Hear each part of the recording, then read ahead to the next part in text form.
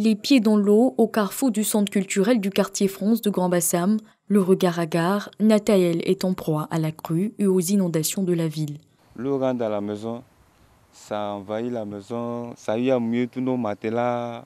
On ne sait pas comment faire, les sacs de riz sont mouillés. On est obligé de marcher dans l'eau là pour sortir. La nuit, même quand ça rentre dans la maison, on ferme la chambre. Et puis, on va s'asseoir au centre culturel là. Jusqu'à attendre environ minuit. Minuit, ça descend et puis on revient. Quand du matin, 6 heures comme ça remonte encore. L'eau qui est là, ça peut provoquer les pieds d'athlètes souvent. On ne sait pas ce qui se trouve dans l'eau aussi. Il peut y avoir des serpents. Donc, s'il peut nous offrir quelques bottes pour qu'on puisse se déplacer avec, ça puisse nous arranger. À la prison civile de Grand-Bassam, le camp des gardes pénitentiaires n'a pas non plus échappé à la montée des eaux. Nous sommes à la rentrée de la prison civile. Mais jusqu'après la prison civile encore, tout est inondé. Voilà, les enfants, comme les mamans, comme les papas, comme les gardes, ne peuvent pas s'en sortir. Les toitures coulent, les prisonniers ici n'arrivent pas à dormir. Personne ne peut bouger, mais quand même, le travail se fait. Pour le maire de la ville, Grand-Bassam est une zone inondable en raison de sa situation géographique. Cette situation est due à la crue de la Comoé, qui tire, comme vous le savez, sa source au nord de la Côte d'Ivoire et bien au-delà, dans un pays frontalier, avec l'abondante pluviométrie que nous avons connue.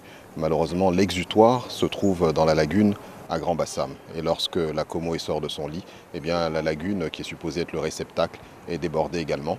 Et l'eau trouve son chemin dans les habitations, dans les quartiers périphériques, dans les quartiers riverains.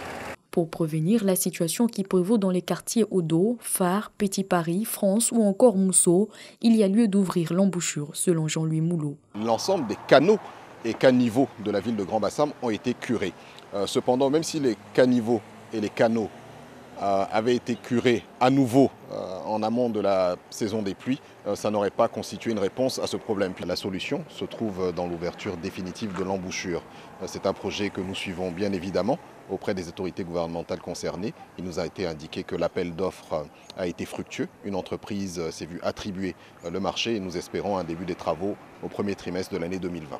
Les familles sinistrées avaient récemment reçu des dons d'une valeur de 16 millions de francs CFA du ministère de la Solidarité en vue de soutenir les efforts des autorités locales.